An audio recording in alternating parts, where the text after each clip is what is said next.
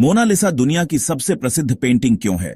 यह एक ऐसा सवाल है जो कला प्रेमियों, इतिहासकारों और आम लोगों को सदियों से आकर्षित करता रहा है। यह चित्र, जिसे इतालवी कलाकार लियोनार्डो दा विंची ने 16वीं शताब्दी की शुरुआत में बनाया था, आज भी अपनी रहस्यमयी मुस्कान, जटिल तकनीक और अनगिनत कहानियों के कारण लोगों के मन में कौतूहल जगाता है। इसकी प्रसिद्धि केवल इसकी कलात्मक सुंदरता तक सीमित नहीं है, बल्कि इसके पीछे छिपे रहस्य, इसके इतिहास और इसके सांस्कृतिक प्रभाव ने इसे एक वैश्विक प्रतीक बना दिया है। आइए इस चित्र के हर पहलू को विस्तार से समझते हैं और जानते हैं कि यह क्यों इतना खास है। सबसे पहले, मोनालिसा की प्रसिद्धि का एक बड़ा कारण है इसकी तकनीकी उत्कृष्टता। लियोनार्डो दा विंची एक ऐसे कलाकार थे जो न केवल कला में माहिर थे, बल्कि विज्ञान, गणित और इंजीनियरिंग में भी उनकी गहरी समझ थी। मोनालिसा में उनकी तकनीक, जिसे स्फुमातो कहा जाता है, ने इसे अनूठा बनाया। स्फुमातो एक ऐसी पेंटिंग तकनीक है जिसमें रंगों और छायाओं को इतने नरम तरीके से मिश्रित किया जाता है कि कोई स्पष्ट रेखा या सीमा दिखाई नहीं देती। इस तकनीक के कारण मोनालिसा की मुस्कान और उसकी आंखों का भाव इतना जीवंत और रहस्यमयी लगता है कि देखने वाला यह समझ ही नहीं पाता कि वह खुश है, उदास है या कुछ और सोच रही है। यह तकनीक उस समय के अन्य चित्रों से बिल्कुल अलग थी और इसने कला के इतिहास में एक नया मानदंड स्थापित किया। इस चित्र की पृष्ठभूमि भी इसकी खासियत का हिस्सा है।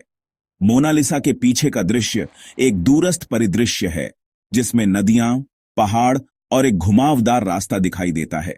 यह पृष्ठभूमि इतनी जटिल और गहरी है कि यह चित्र को त्रिआयामी प्रभाव देती है।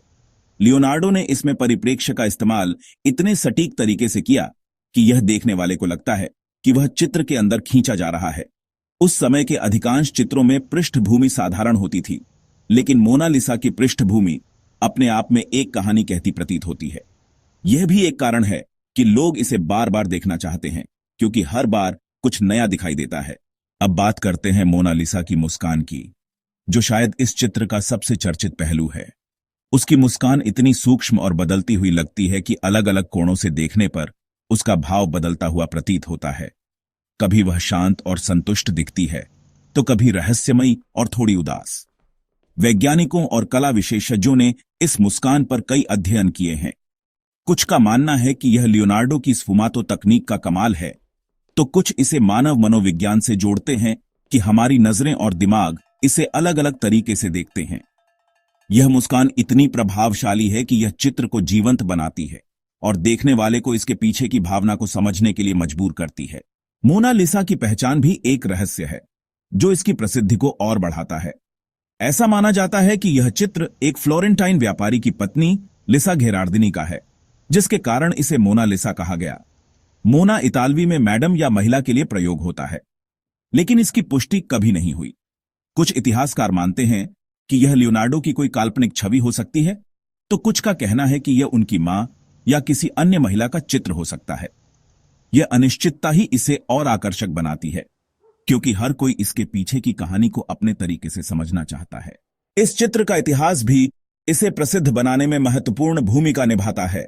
लियोनार्डो ने इसे 1503 से 1506 के बीच शुरू किया था, लेकिन इसे कभी पूरी तरह से खत्म नहीं किया। वह इसे अपने साथ फ्रांस ले गए, जहां उनकी मृत्यु के बाद यह फ्रांसीसी शाही संग्रह का हिस्सा बन गया। बाद में यह पेंटिंग लूव्र संग्रहालय में रखी गई, जहां आज भी यह प्रदर्शित है। लेकिन इसकी असली प्रसिद्धि तब बढ़ी जब 1911 में इसे चोरी कर लिया गया। एक इतालवी व्यक्ति, विंसेंजो पेरुगिया, ने इसे लूव्र से चुरा लिया और 2 साल तक छिपाए रखा। इस चोरी की घटना ने पूरी दुनिया में हंगामा मचा दिया और अखबारों में इसकी खबर छपने से मोनालिसा हर घर में मशहूर हो गई। जब इसे 1913 में वापस पाया गया, तो यह पहले से कहीं ज्यादा प्रसिद्ध हो चुकी थी। चोरी की इस घटना ने मोनालिसा को एक सांस्कृतिक प्रतीक बना दिया। यह सिर्फ एक पेंटिंग नहीं रह गई थी, बल्कि यह कला, रहस्य और मानव जिज्ञासा का प्रतीक बन गई। इसके बाद इसे कई फिल्मों, किताबों और गानों में दिखाया गया। उदाहरण के लिए, डैन ब्राउन की किताब द दा विंची कोड ने इसके रहस्य को और बढ़ावा दिया। इस किताब में मोनालिसा को एक गुप्त संदेश के रूप में पेश किया गया, जिसके कारण लोग इसे और गहराई से समझना चाहते थे। हालांकि यह एक काल्पनिक कहानी थी, लेकिन इसने मोनालिसा की लोकप्रियता को नई ऊंचाइयों तक पहुंचाया। मोनालिसा की प्रसिद्धि का एक और कारण है इसका बाजार मूल्य। यह पेंटिंग आज तक की सबसे कीमती कलाकृतियों में से एक मानी जाती है। हालांकि यह कभी बिक्री के लिए नहीं रखी गई, लेकिन विशेषज्ञों का अनुमान है कि इसकी कीमत अरबों डॉलर में हो सकती है। यह मूल्य न केवल इसकी कलात्मकता के कारण है, बल्कि इसके ऐतिहासिक और सांस्कृतिक महत्व के कारण भी है। यह इसे एक ऐसी वस्तु बनाता है जो हर किसी के लिए आकर्षण का केंद्र है। इसके अलावा मोनालिसा का प्रभाव आधुनिक कला और पॉप संस्कृति में भी देखा जा सकता है। इसे अनगिनत बार दोहराया गया है, पैरोडी बनाई गई है और विभिन्न रूपों में प्रस्तुत किया गया है। मार्सेल दुखां जैसे कलाकारों ने इसे अपनी कला में इस्तेमाल किया, जिसमें उन्होंने मोनालिसा के चेहरे पर मूंछें बनाकर इसे एक नया अर्थ दिया। यह दिखाता है कि मोनालिसा सिर्फ एक चित्र नहीं है, बल्कि यह एक विचार है जो समय के साथ बदलता और विकसित होता रहता है। लूव्र संग्रहालय में इसकी प्रदर्शनी भी इसकी प्रसिद्धि का एक बड़ा कारण है। हर साल लाखों लोग इसे देखने के लिए आते हैं। यहां तक कि इसे देखने के लिए लंबी कतारें लगती हैं और लोग घंटों इंतजार करते हैं। संग्रहालय में इसे एक विशेष कांच के पीछे रखा गया है, जो इसे न केवल सुरक्षित रखता है, बल्कि इसके महत्व को और बढ़ाता है। यह अनुभव अपने आप में एक घटना बन गया है, जो लोगों को इसके प्रति और आकर्षित करता है। मोनालिसा की प्रसिद्धि को समझने के लिए हमें मानव मनोविज्ञान को भी देखना होगा। लोग रहस्यों की ओर आकर्षित होते हैं, और मोनालिसा में रहस्यों की कमी नहीं है। उसकी मुस्कान, उसकी पहचान, उसकी पृष्ठभूमि, हर चीज में कुछ न कुछ छिपा हुआ लगता है। यह चित्र लोगों को सोचने के लिए मजबूर करता है, और यही इसकी सबसे बड़ी ताकत है। यह सिर्फ देखने की चीज नहीं है, बल्कि यह एक अनुभव है जो हर किसी को अपने तरीके से प्रभावित करता है। यह कहना गलत नहीं होगा कि मोनालिसा की प्रसिद्धि एक संयोग नहीं है। यह लियोनार्डो दा विंची की प्रतिभा, इसके रहस्यमयी तत्वों, इसके इतिहास और इसके सांस्कृतिक प्रभाव का मिश्रण है। यह एक ऐसी कृति है जो समय और स्थान से परे है।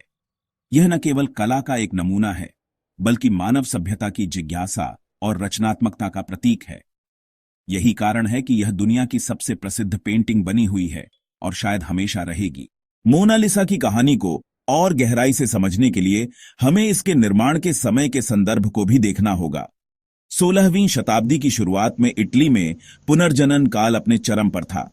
यह वह समय था जब कला, विज्ञान और संस्कृति में अभूतपूर्व प्रगति हो रही थी। लियोनार्डो दा विंची इस युग के सबसे बड़े प्रतिनिधियों में से एक थे। उनकी बहुमुखी प्रतिभा ने उन्हें एक चित्रकार, आविष्कारक, इंजीनियर और वैज्ञानिक के रूप में प्रसिद्धि दिलाई। मोनालिसा उनके इस व्यापक दृष्टिकोण का एक जीता जागता उदाहरण है। इस चित्र में उनकी वैज्ञानिक समझ और कलात्मक कौशल का अद्भुत संगम देखने को मिलता है।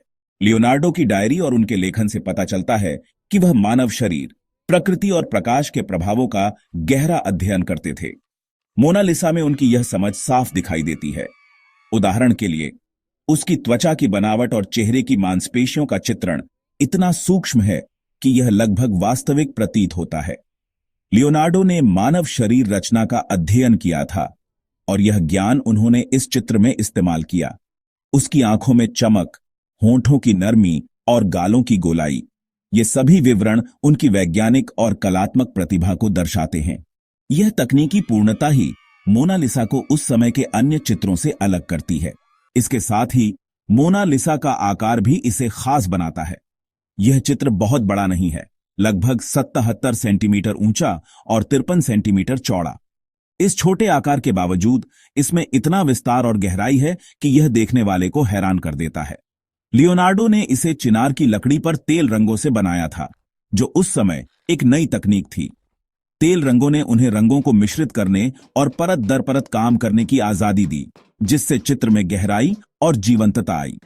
यह छोटा आकार भी इसके रहस्य का हिस्सा है, क्योंकि इतने छोटे कैनवास पर इतना कुछ समेटना लियोनार्डो की असाधारण प्रतिभा को दर्शाता है। मोनालिसा के कपड़े और उसका पहनावा भी इसकी कहानी का एक महत्वपूर्ण हिस्सा है। उसने एक साधारण लेकिन सुंदर पोशाक पहनी है, जो उस समय की फ्लोरेंटाइन महिलाओं के फैशन को दर्शाती है। उसकी पोशाक पर महीन चुन्नटें और उसका पारदर्शी घूंघट उसके चेहरे को और आकर्षक बनाते हैं। लियोनार्डो ने कपड़े की बनावट को इतने बारीकी से चित्रित किया है कि यह लगता है जैसे हवा में हल्के से हिल रहा हो। यह विवरण उस समय के चित्रों में कम ही देखने को मिलता था। और इसने मोनालिसा को एक अलग पहचान दी। कुछ विशेषज्ञों का मानना है कि यह घूंघट गर्भावस्था या विवाह का प्रतीक हो सकता है, जो इसके पीछे की कहानी को और रहस्यमय बनाता है। अब बात करते हैं इसके रंगों की। मोनालिसा में रंगों का प्रयोग बहुत संयमित लेकिन प्रभावशाली है। उसकी पोशाक में गहरे हरे और भूरे रंग हैं, जो पृष्ठभूमि के प्राकृतिक रंगों के साथ सामंजस्य बनाते हैं। उसका चेहरा हल्के गुलाबी और सुनहरे रंगों से जीवंत दिखता है। लियोनार्डो ने प्रकाश और छाया का ऐसा खेल रचा कि चित्र में एक खास चमक पैदा होती है। यह रंग संयोजन न केवल आंखों को भाता है, बल्कि चित्र को एक आध्यात्मिक आयाम भी देता है। यह रंगों की सादगी और गहराई ही इसे कालातीत बनाती है। मोनालिसा की आंखें भी इसकी प्रसिद्धि का एक बड़ा कारण है। उसकी नजर सीधे देखने वाले की ओर है, जो उस समय के चित्रों में असामान्य था। आमतौर पर उस समय की महिलाओं के चित्रों में उनकी नजर नीचे या किनारे की ओर होती थी, लेकिन मोनालिसा की आंखें आपको सीधे देखती हैं। यह प्रत्यक्ष नजर संपर्क एक गहरा संबंध बनाता है और देखने वाले को ऐसा लगता है जैसे वह उससे बात कर रही हो। कुछ लोगों का कहना है कि उसकी नजर आपका पीछा करती है, चाहे आप चित्र के सामने किसी भी कोण से खड़े हों।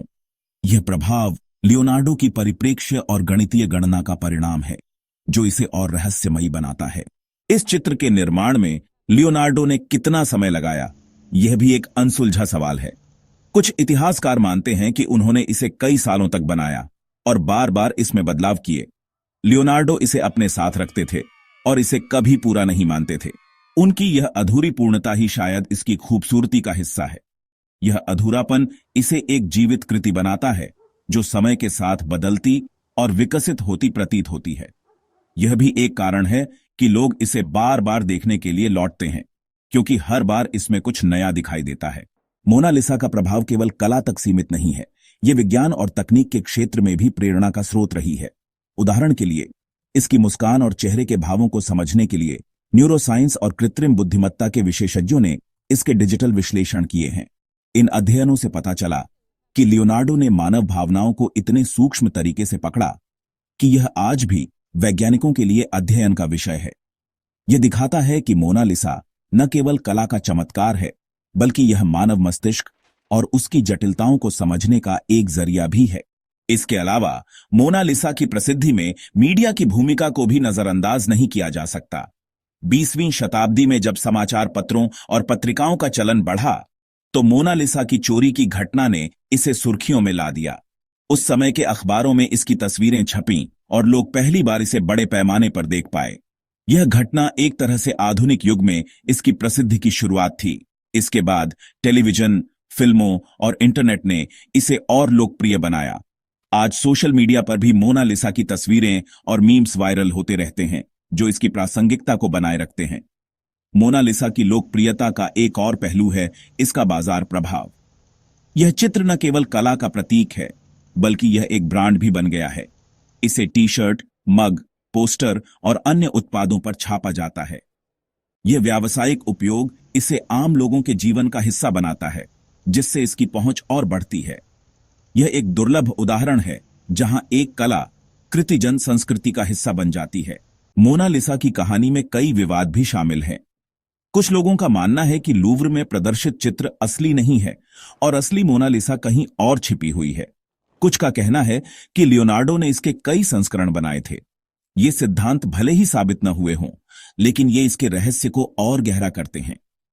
यह विवाद भी इसकी प्रसिद्धि का एक कारण है, क्योंकि लोग इन सवालों के जवाब ढूंढने के लिए इसके बारे में बात करते रहते हैं। अंत में मोनालिसा की प्रसिद्धि को एक शब्द में समेटना मुश्किल है। यह लियोनार्डो की प्रतिभा, इसके रहस्य, इसके इतिहास, इसके सांस्कृतिक प्रभाव और मानव जिज्ञासा का संयोजन है। यह एक ऐसी कृति है जो हर किसी को अपने तरीके से प्रभावित करती है, चाहे वह कला प्रेमी हो, इतिहासकार हो या आम इंसान। यह सिर्फ एक चित्र नहीं है, यह एक अनुभव है, एक सवाल है, एक कहानी है जो कभी खत्म नहीं होती। यही कारण है कि यह दुनिया की सबसे प्रसिद्ध पेंटिंग है और शायद हमेशा रहेगी।